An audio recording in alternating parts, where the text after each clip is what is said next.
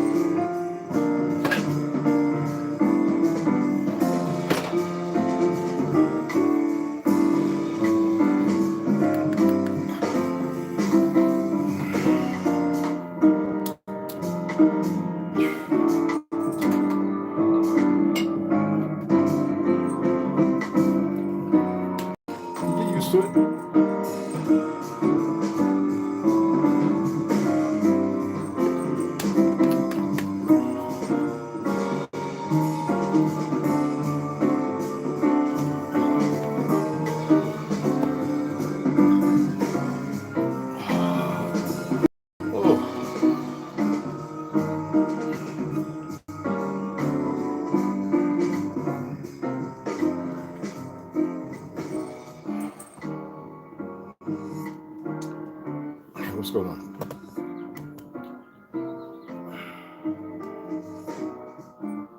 Today is Wednesday. Before I read, I just want to start for this. You know how you got all these.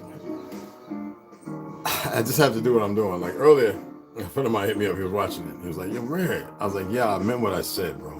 Because a lot of people, and I'm not gonna beat up on pale skins and Negroes. I'm gonna beat up on everybody. So if you believe you're a race of Spaniards and this, that, and other, I'm going to bring some truth. If you have a hard time dealing with it, that's not my problem. So he was like, well, I'm going to look into it. I was like, yeah, nobody ever does. I says, there's 1,000 Spanish people getting their DNA done. And it's got them being European. So, and then there are some that are saying, wait, it's got me down being African. See, the misnomer with DNA, 23andMe and all that crap, they've taken our DNA and those of our people over there, and they're looking at that. And they're making consistent to a group of people that never existed. This is what these people do. And I have no, I don't bite my tongue when I say Ashkenazi. What's funny about all these religious people, they have this damn Bible that tells them right in front of them who is who, and they don't even read it. I'm sick and tired of you knuckleheads.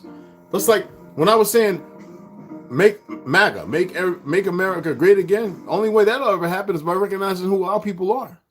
Other than that, the other part with Trump or whoever, he's a Satanist, man. I mean, come on, look at Christian Bell. He gave thanks. He's supposed to be a Christian, right?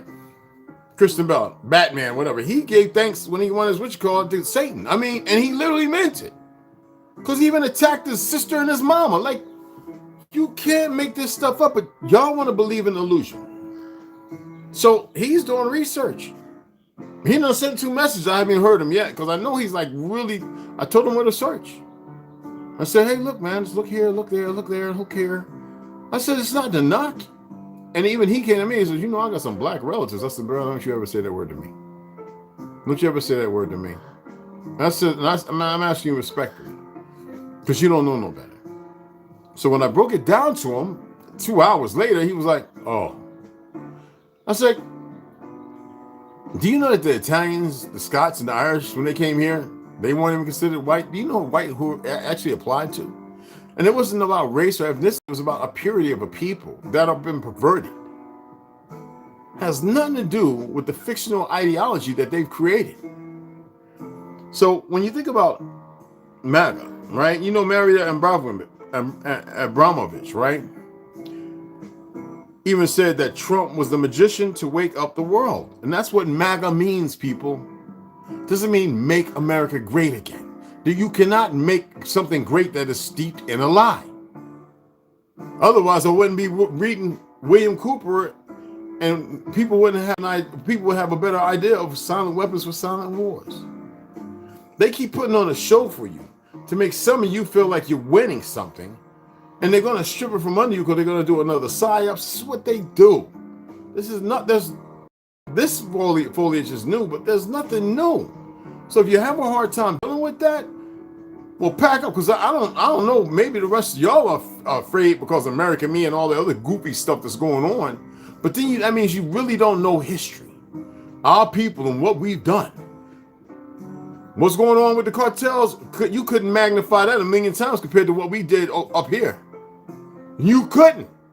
See, that shows me y'all don't know what our people have been capable of all along and what they've done. Look at the little 16-year-old boy that killed his grandma and beheaded her, and then the other two brothers who were cutting up their family members. I mean, y'all don't have no clue, and there was no emotions behind it.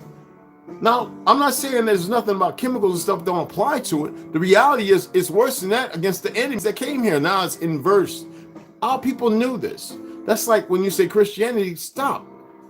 First of all, the Bible that was brought back after they murdered King James, I got to see the drawings and stuff. He was murdered. That's why he fled. When he realized and heard the story we gave him, he took it. And they brought back some perversion in our ancestors' language, but a perversion.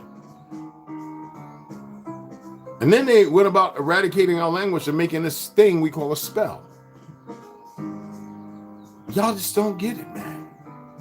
Yeah, I said it. So if you're bothered by that, so what? When they were doing this election thing, I said, well, I know most people in ignorance are going to vote for the quicker death than the slow death. See, Trump is the slower death. Well, he was all for the vax, and he's got handlers. Whether you believe it or not, he's part of the family. But I know y'all just want to have you keep putting hope in a place where hope don't exist. That's like, I keep telling y'all you're your first responder, but you don't want to train. You want to work yourself to the death. You want to eat their garbage, this, that, and the other, and then believe these. Some good, but a lot of knuckleheads are going to come and save you. Do you know how many times people have called 911, the cops went up there, ended up shooting the person that needed help? Huh? What? So you're supposed to wait there until the cops get there after you dead, huh? And then solve something they ain't even solving? That's like telling the ATF and all them to go after the criminals with the switches and everything else. They're not even messing with them. Oh yeah, they get thousands of switches off the. Oh man, please. They're going after people who want to protect themselves. You don't see the agenda. Disarm America? There ain't no way in the world, but yet they will do their damnedest. And y'all not even paying attention to none of that. These people are so scared of me, and I don't know what for. I don't advocate for violence and all that. I advocate for people to stop being stupid. To stop being in a world of stupidity. Being arduous. To stupidity. Hey, be like Jason in the Argonauts. Go look for the golden fleece or something. Do something different. Stop being so damn melancholy in your fake ass fictional world. Now, I know that's hard to come by, but the reality is, what have you got to lose? You're losing everything right now. What do you have to, I'm playing devil's advocate. Seriously. I want to make strong babies. I'm not a horned toad. I don't want no hoe. I can go right now and have all kind of, them ain't women. I don't care how good they are. They're not women. I can't even go to the restaurant without one come sitting by me telling me, hey, what you doing? I ain't doing nothing. Can you please let me be? I'm going to have this little glass of wine, eat these cauliflower hot wings, and go on about my business. Thank you. And if the bartenders be like this, all of them gay, they're like, and you can hear him talking. He's different. Everybody else go in there and go out and go to the hotels that's all around you, and they get their freak on and go back to the bowl, this, that, and other. I don't want to be bothered. I want to make strong. I don't think you get how strong babies. You're too stupid to know better. Let's go ahead and get in the reading, okay? Yeah, you're scared, be scared. That's all I got to say. I don't care. I'm so tired of weak people, man. Weak people that know everything about something about nothing. You can look it up, y'all. Go right to Adrenogate.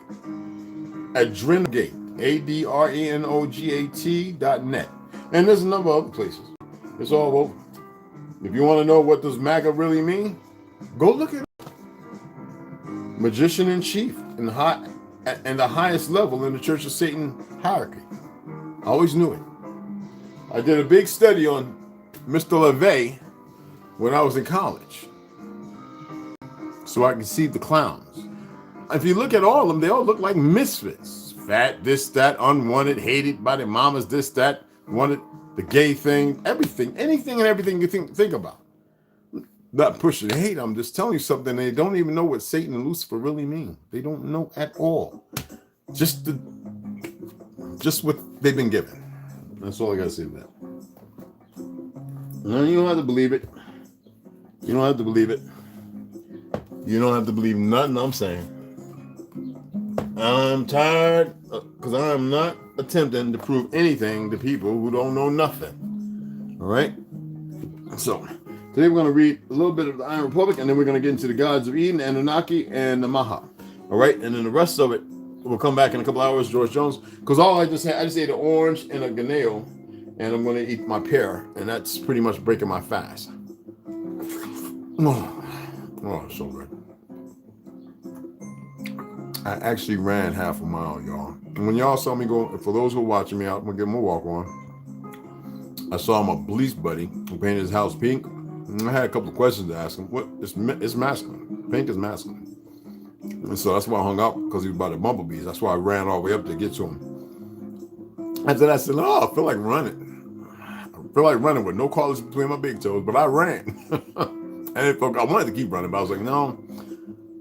When you set time to do something, stick to that time. It's more beneficial. Don't overdo it. You don't have nothing to prove. All right?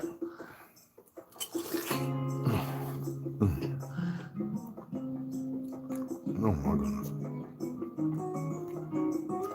This reminds me of my childhood. Picking pears from the pear tree. Oh, way off my stew. And I'm saving the seeds from the orange. Let me show y'all. Real seeds. I got a whole bunch of them. So I'm going to take these and germinate them. That's orange seeds. Real ones. Oh, no, real.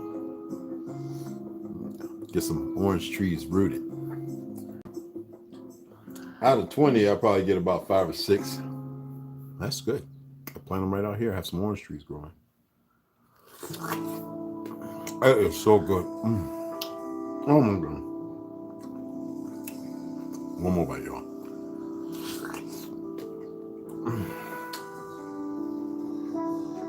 Oh my goodness.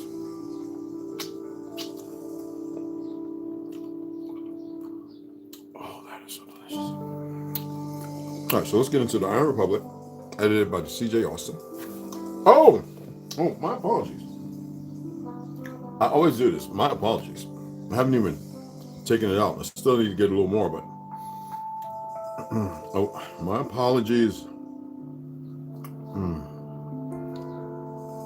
So, Pearl, thank you for the $10. I think yesterday, I suppose. And Carol Diamaggio for the 14. Truly appreciated. They donated a total of $24 to the 830 something 35. Appreciate y'all so much. Thank you. I mean to the 245. Excuse me. To the 245. They donated 10 and 14. All right. So appreciate it. All right. Let's go ahead and get into this. Let me. I just highlight. So let me get to the page. All right. There we go. Because we're in chapter 7. Remember?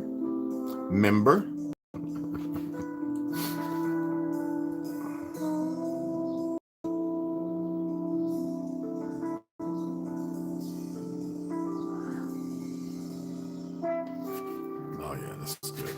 All right, let's get into it. Let's turn this down more.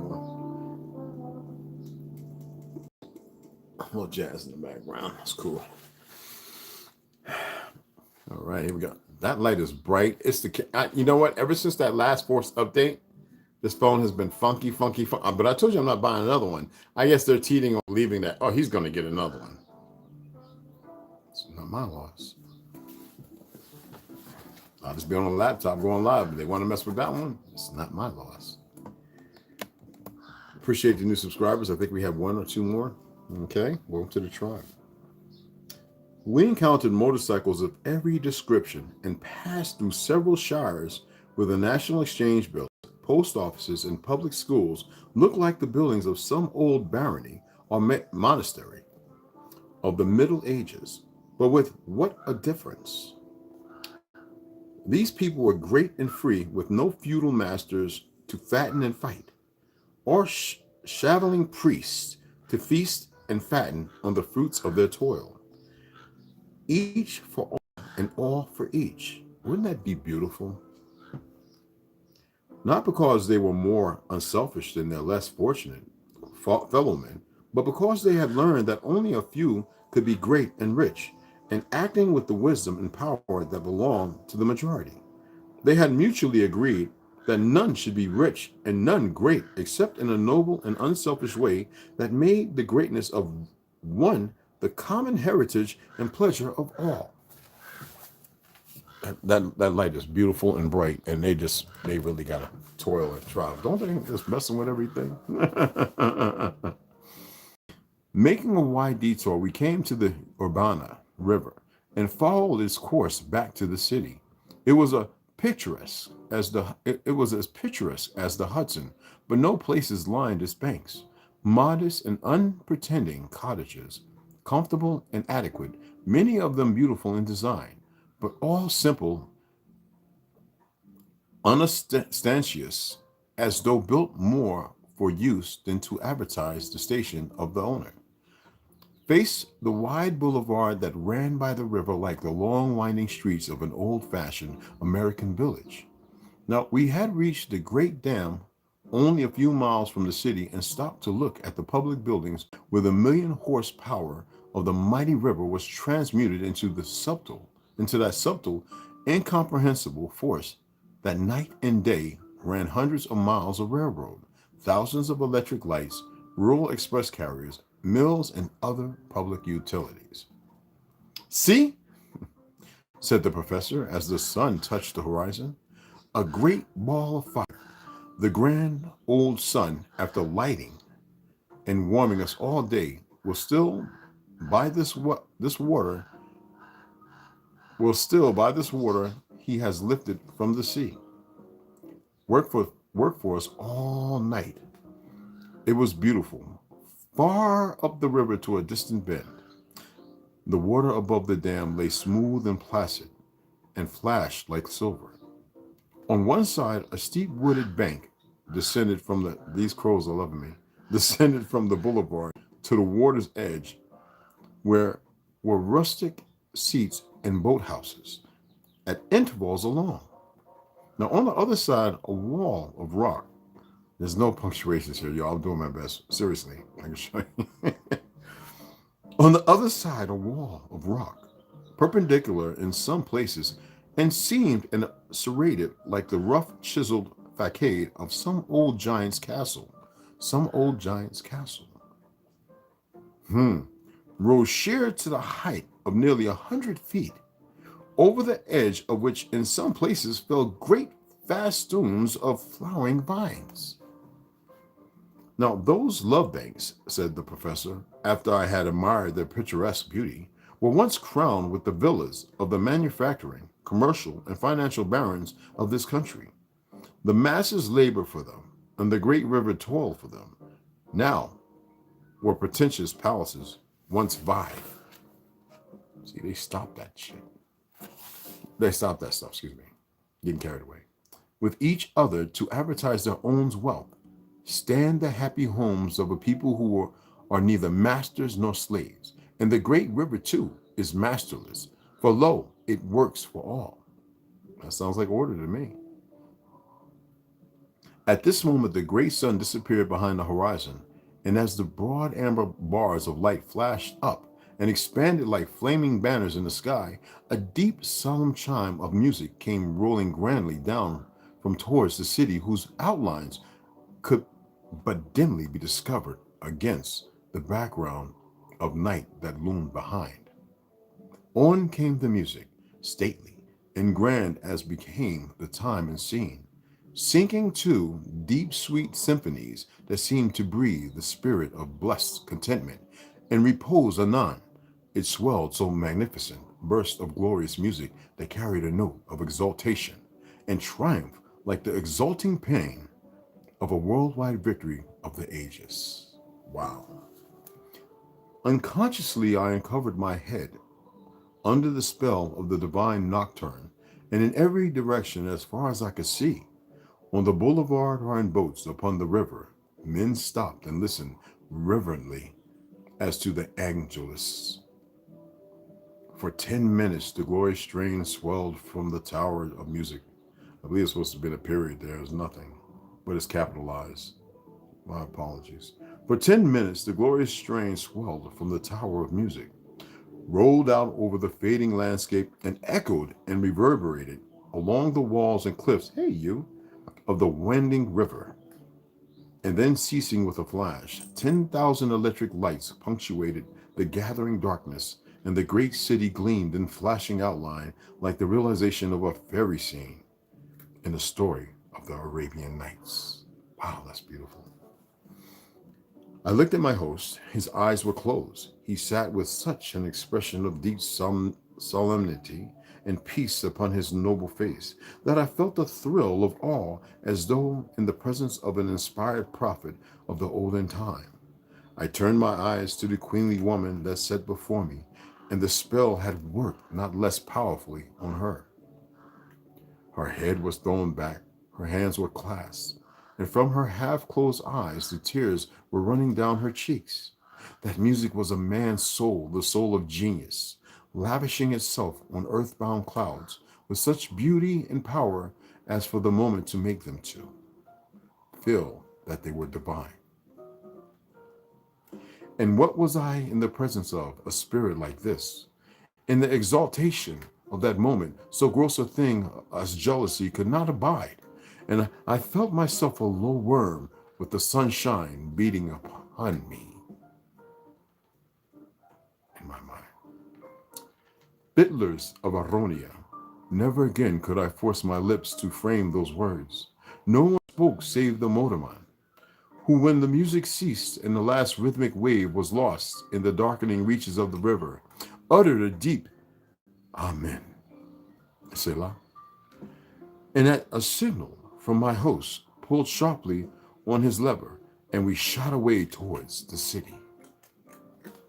The critical reader may observe that the conversation and discussions just recorded are better suited to an industrial congress than a drawing room or carriage ride through a beautiful country in the company of beautiful women. But it must be remembered that the astounding conditions by which I was surrounded were entirely new to me. It was as if a man should be born fully grown into the wonders of the 20th century. And as a student and politician, my environment impressed me no less by the wherefore than facts of his existence. It's magnificent. When an inquisitive boy gets hold of a mechanical toy, he scarcely waits to see it operate before going into it to see how it operates. That was me. And so, while I was charmed and enthused by my surrounding and interest in my companions, deeply in one of them, the emotion of curiosity was uppermost in my mind. The fact of the existence of amazing facts were broadcast before me everywhere. The wherefore of their existence I was reaching after greedily. If I may use such an expression, that is, the isness was like a word bathed in sunlight, and the whyness like cloud drifts breaking over the horizon and floating towards me. Now, all of us being somewhat fatigued with the long afternoon drive, we sat up only long enough after the evening repast to take a resume of the day and then retire. Oh man, that is just and I don't mind have to add punctuations, man. It's all right. It just rolls, man. I love it. It's just magnificent, man. So next we get into chapter 8. And we will do that tomorrow. Get up there, man. You fool? Rolling around, flipping out and everything. Took him outside. He had a ball playing with one of the workers and a few other people. He had a ball. Ain't that right, Papa? He had a ball. You hear me? So put that right there. So we're gonna definitely go into George Jones and Arthur Kessler and William Cooper. We're gonna do it later. I just want to get back into the Gods of Eden, Reptilians in the History of Humankind, and Anunnaki, and Henry Crane, and the Martha material. Now, the beautiful thing is when I go to read Worlds Beyond Antarctica, and I tap back in to the Iron Republic, which is the latter from that, around 60, 50, I don't know how many years later. With reading these, and I'm not going to read the Custodian. I read that with that last time, and people had a quasi idea of the game being played. But I believe with this, when we go back there, then you'll have a better visual. You know what I mean? So let's go ahead and get to the Gods of Eden by William Bramley. Okay. Last time we were at UFOs, Truth or Fiction.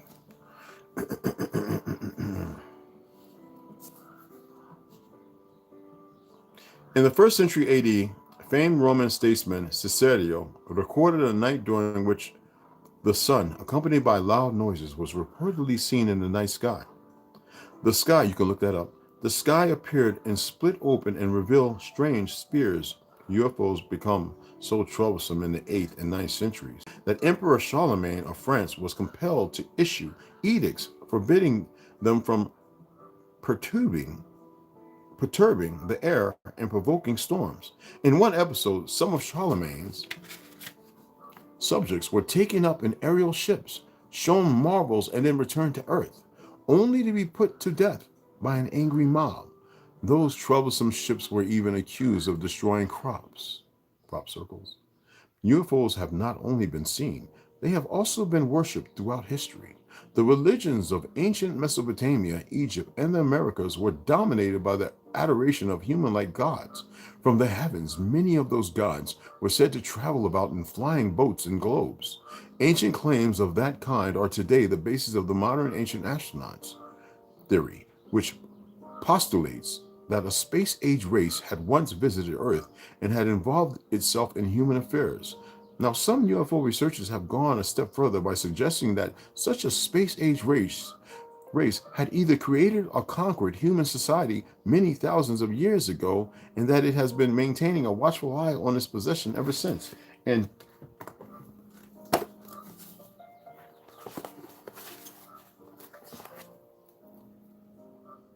we learned that right in here. And in about 12 other books I got. But that is well put together as Iron Republic and the books that I'm reading now, besides DNA of the Gods and the Wars and Anunnaki Wars. I'm not saying believe it. I'm just saying just listen and pay attention and pull the puzzle pieces. Just don't grasp because everybody else is talking about it. People don't know what they're talking about. Trust me, they don't. They said if you think flying is new, it's like if you think computers and robots and all that's new, well, the reset did its job. And you haven't woke up. I ain't talking about some awakening, some woke. You have not tapped into the resources of information that are like trillion folds within you. Some UFO researchers have gone a step further, okay? And that it has been maintaining a watchful eye on its possession ever since. That's why that's there. Too many such theories seem to be the stuff of science fiction. Now, the ideas are, however, one outgrowth of an academic debate which has preoccupied historians for over a century.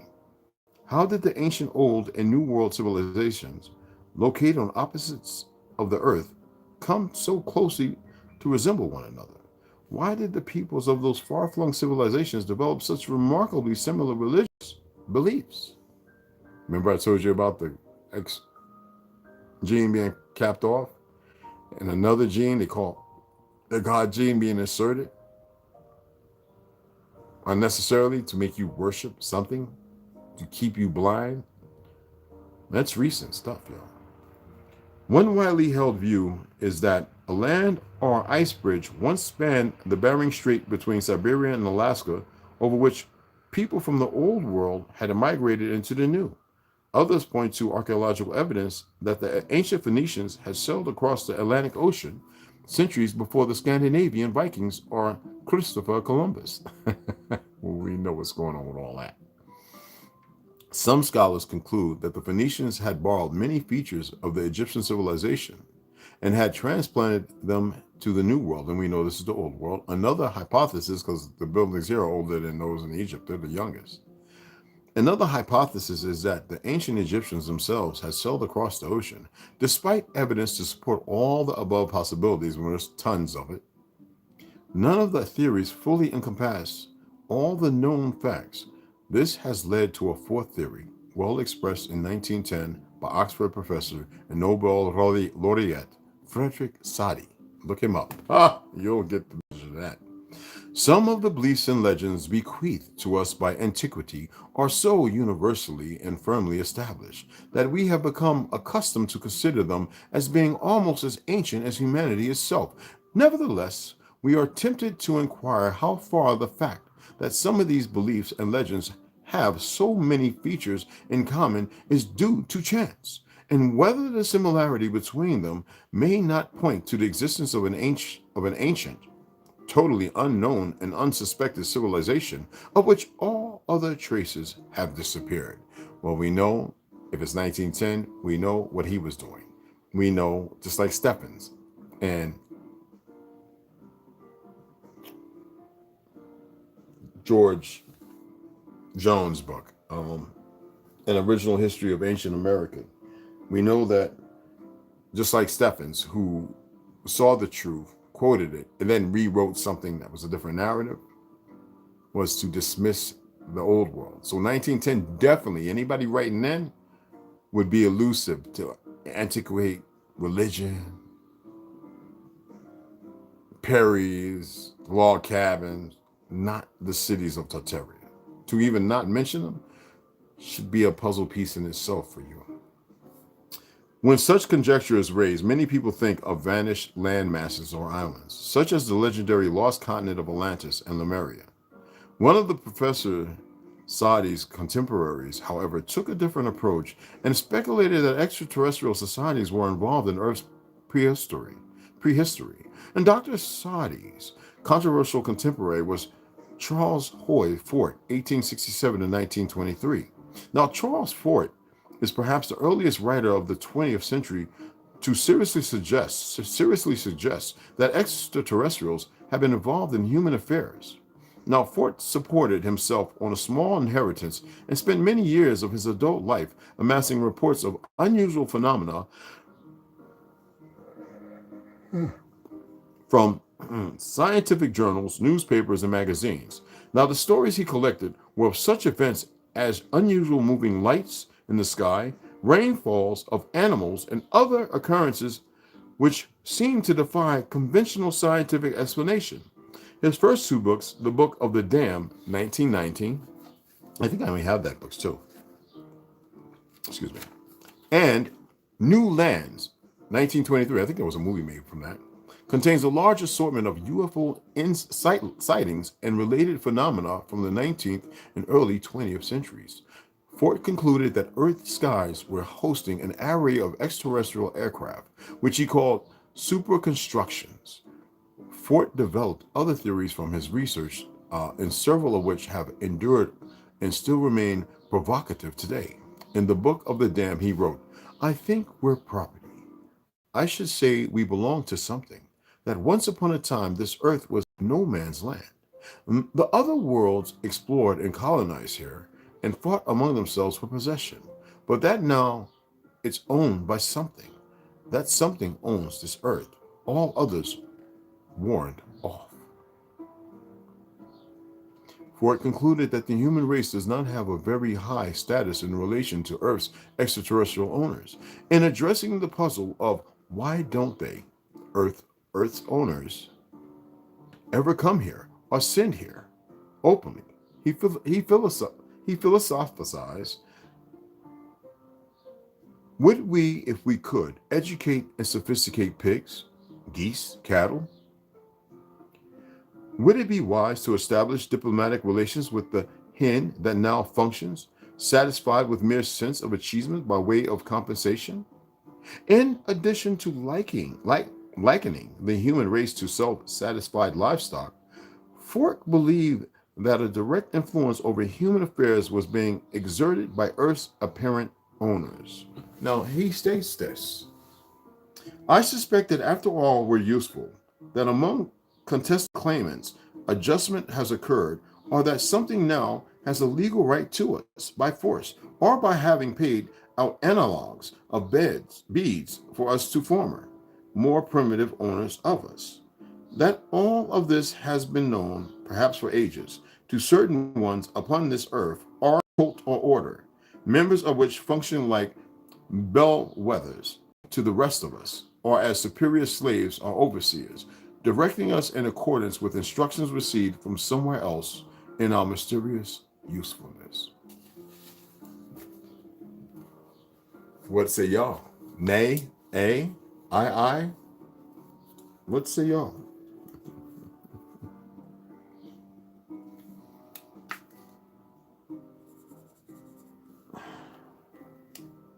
My advice to people is stop being scared. Stop being little chickenettes. Trust me. Stop being chicken shits.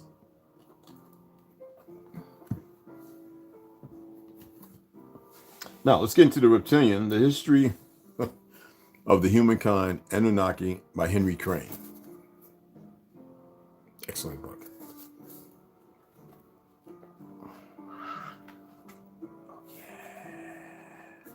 You know what? I marked that in the right place too. That's a good one. Okay, let's go ahead. Enlil, intoxicated by ego for the devotion that humans had towards their reptilian gods, put on test to a man descended of Adapa, that he chose to test his faith. Adapa, remember? In DNA of the Gods, the Anunnaki creation of Eve and the alien battle for humanity. Okay. Descendants of Adapa, that he chose to test his faith to him. This man named Abraham in the Bible was put on test many times. In one of them, Enlil orders him to be circumcised along with his offspring. This must be transmitted from generation to generation so that he would know who his chosen people were. That is how Enlil's plan to be the only god on planet Earth started. After a while, Enlil found out that some reptilian beings had violated the order not to offer knowledge to humans. These beings are named in the Bible as the Watchers. Now, the famous fallen angels, do not confuse these beings with the Igigi, gray ones, and to implant fear in humankind, Enlil chose Abraham's grandson, Enoch. I think that was through Methuselah, right? To take him to his ship and show him the tortures practiced on these fallen angels for transmitting knowledge forbidden to humans, and entrusted him to transmit what he had seen for letting men, so he became Megatron, for letting men and women know what waited them if they broke the law again. I'm just throwing those things in there, because I know a lot of y'all are religious, but you don't study. 12,000 years ago, approximately, Enlil decided to visit the Atlantic without notifying Enki. He was surprised by the advanced culture and technology this civilization had. Apart from the weapons they had, Enlil went to his father and Nu in the Anunnaki Council to inform them about Enki's treason. There, Enki admitted he put on tests an improved human race to know how far they were able to get. He explained that his main mission was to create weapons and have them available for the Anunnaki reptilians, and that he had achieved that. In addition he told them that the weapons were available for reptilian subjects. And he convinced them that this new breed could help them create new motherships and create new portals, not only to communicate with Orion, but also with other reptilian Anunnaki settlements. Settlements where and on what? There we go, back across the Antarctic, the ice wall. Remember the map I showed you? Although Anu and the Anunnaki Council were not very convinced of this, at the end they gave their vote in favor. That is, human race of Lulus would help them to create technology, but on the condition that they were watched by the reptilians and that the weapons were transferred to the mothership. Now, faced with this decision, Enlil played his last card to destroy this advanced human race, since for him they were a danger, because they were not controlled or subdued like the human beings who were in the first settlement. He decided to give an order to one of his subjects to contact interterrestrials to inform them that the Anunnaki had created weapons to destroy them. Well, so we're talking about other life forms that maybe they had warred with and had stopped the Anunnaki. Sounds familiar? In addition to tell them where these weapons were and warn them to act fast because the Anunnaki would soon transfer such weapons to the mothership to attack them. So he lied. Now the interterrestrial beings immediately notified the Carians and prepared for war. They sent an emissary to get in touch with Anu and inform him to abstain from that plan. When Anu received the emissary, he had no choice but to assume the creation of weapons. But he told them that, in fact, these were not to attack their allies, but were to take them to a reptilian base located in the Pleiades, that he did not want any war. Now, the Carians, on the other hand, also threatened Anu by telling him that if they provoked the war, the Galactic Confederation would intervene to exterminate them, or at least to expel them from the planet Earth. So how were we able to build Tartaria after Egypt's fall? How did Egypt fall? Anu gave the same explanation to the Carians, telling them not to misunderstand their intentions, that he himself would order to destroy all those weapons. Isn't it funny that before nuclear weapons were created, they had to all come here to learn about heavy water and everything else, to dig up and dig up and dig up?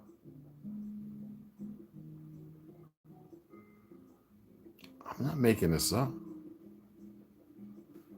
The intraterrestrials, on the other hand, had already discovered Mu and the Lemurians, and they also questioned the intention of creating such an advanced human civilization, to which Anu answered that he did not know the existence of this civilization.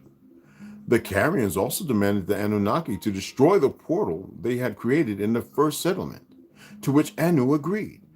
Enlil, who already knew exactly what was going to happen, told Zasudra, known as Noah in the Bible, who was the great-grandson of Enoch, to build a boat to save his lineage, since there was going to be a universal flood and that the gods, Anu and Enlil, had decided it.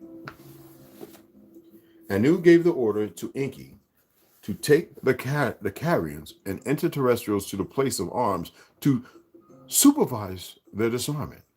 And another caravan of interterrestrials went to Lemuria and the first Anunnaki settlement to check that there were no more weapons.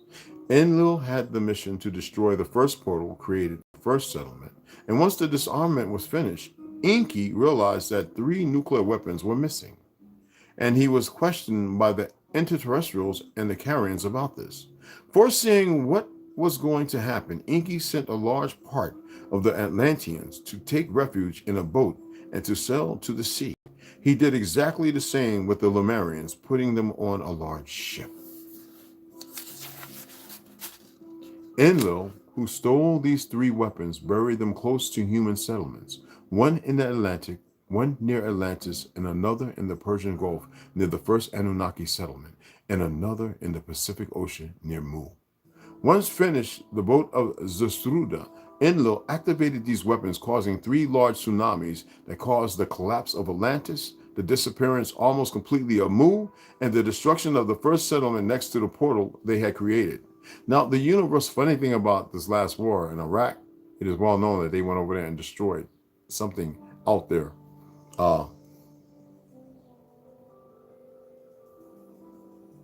Yeah.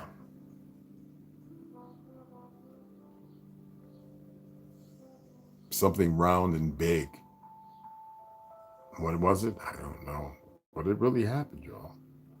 The universal flood had begun with the annihilation of most of the human race in giant hybrids. Now, the Atlantean vessel was directed to America, and the Lemurian vessel was directed to Asia, and the Zusuda ship to Europe using the Black Sea. So we'll get into the true origin of the moon next.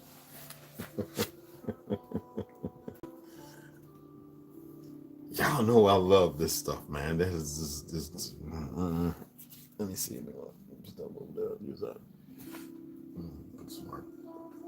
This is gonna be good.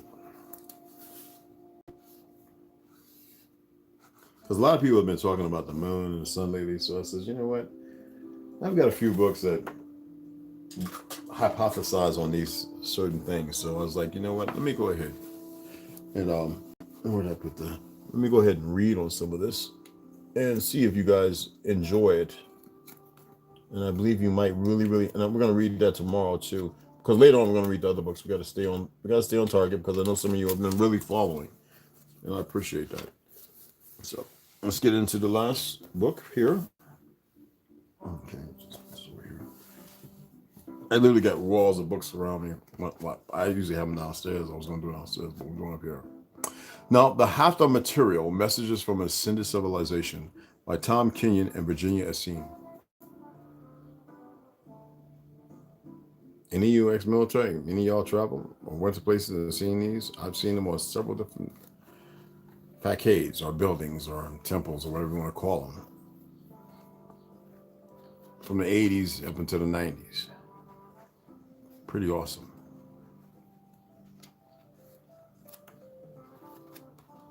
Okay, here we go. I didn't see that. Somebody, as soon as you commented, they took it down. Okay, here we go. Then let us begin with an understanding of yourself as energy. Energy is where we will begin our comments, because upon the earth at this time, consciousness is locked and fixated on what you would three-dimensional reality. Now, the material world that you can touch and see with your physical senses, and yet within the spectrum of energies, the electromagnetic spectrum that your physicists have uncovered, you can only see less than 1% of what exists. Only 1%, people. Believe that. We exist in that other 99% of unperceived energy, as do the innumerable other kingdoms of this universe you have yet to identify. Now, if you but understood how cherished you are in the other realms, you would be able to release the shackles of self-abnegation that have held your species for centuries. Yet thankfully, all of that is beginning to be erased, which brings us great joy and laughter.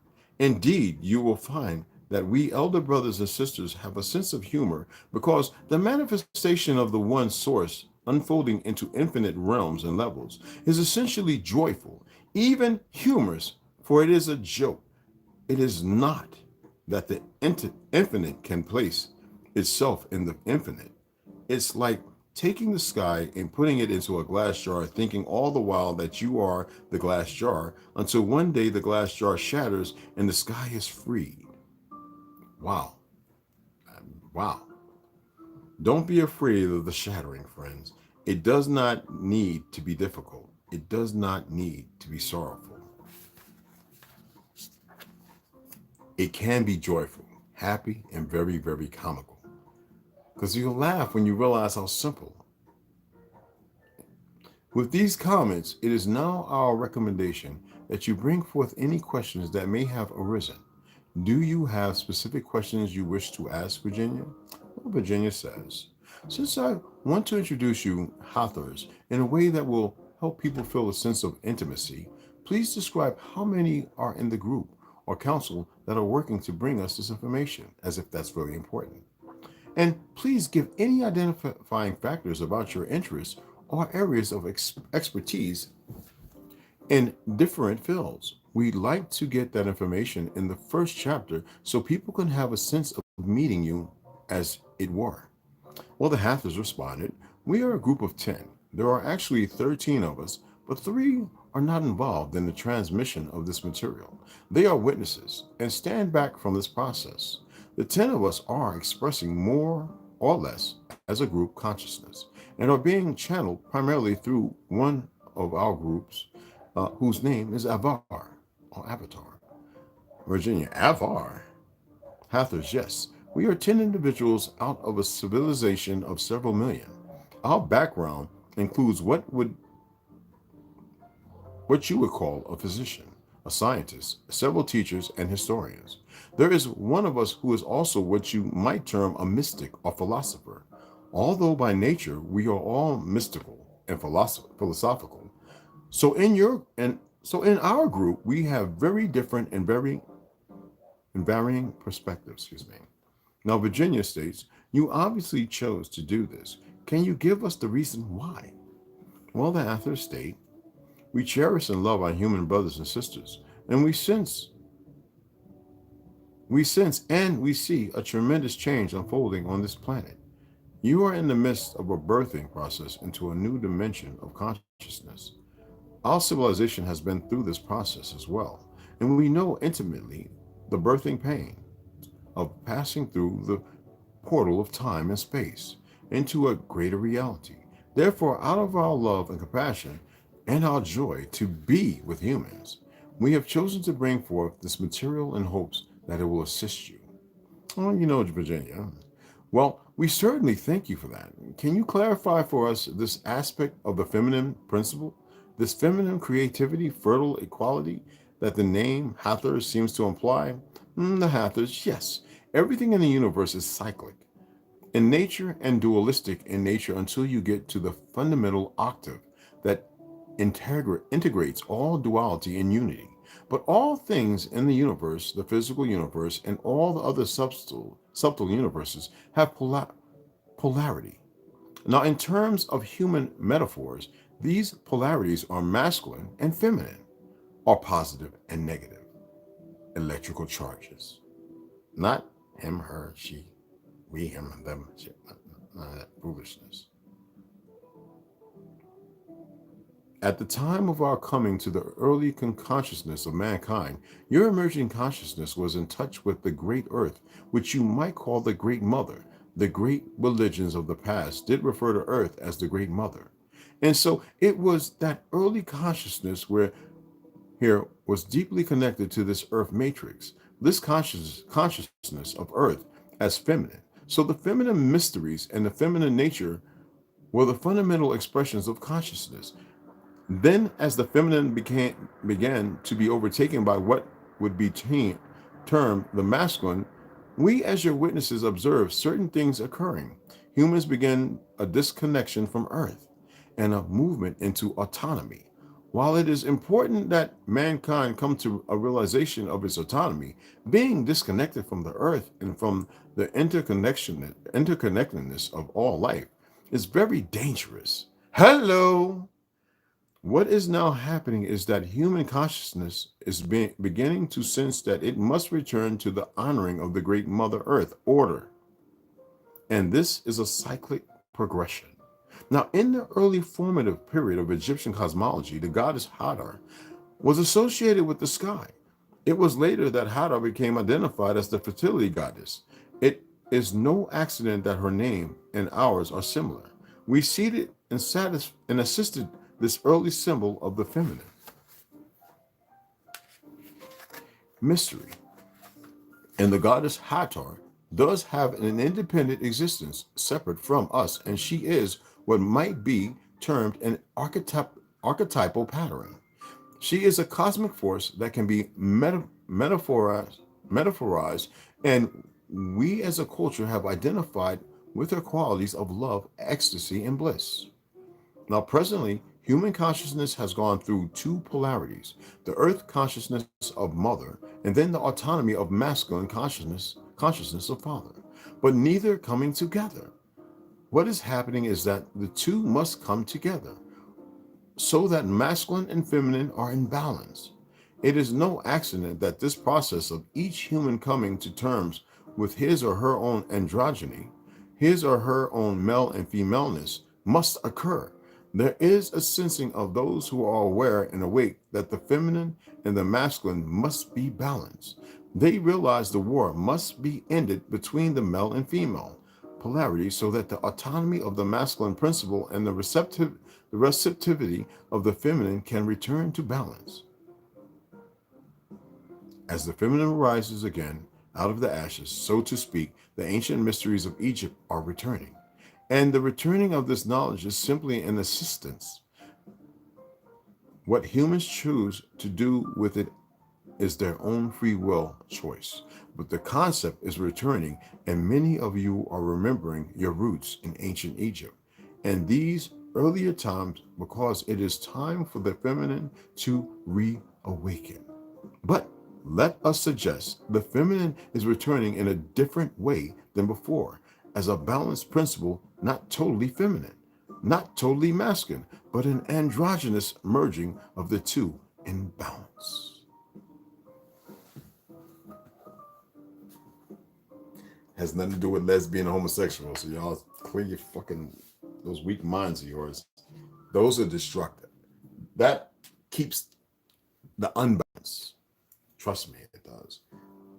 So what is happening is the nurturing of the mother for the both.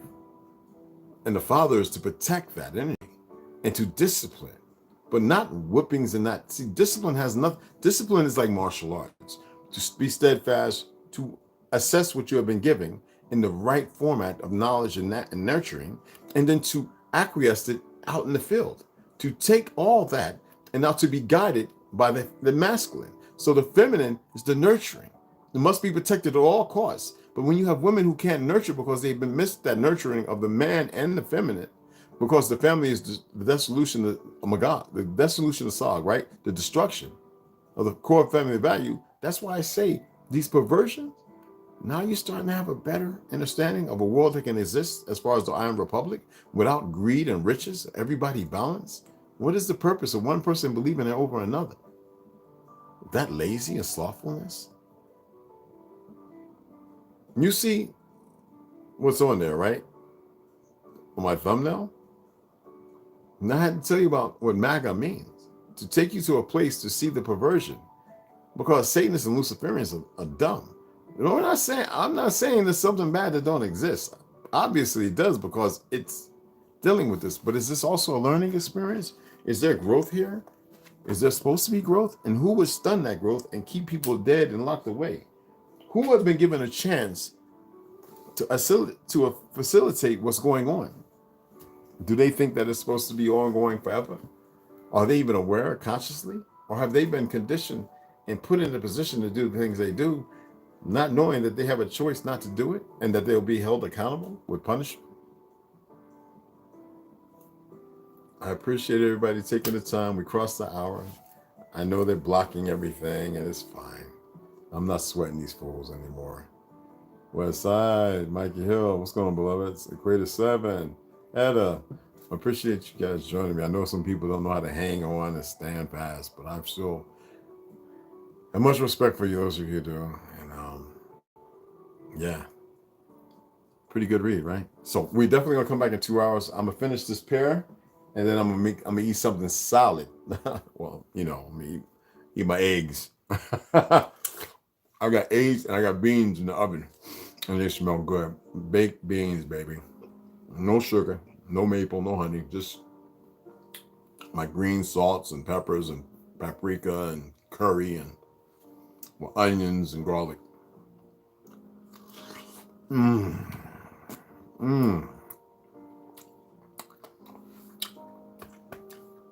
Anyway, you know it's number below. Ladies, brothers, see y'all here in a little bit.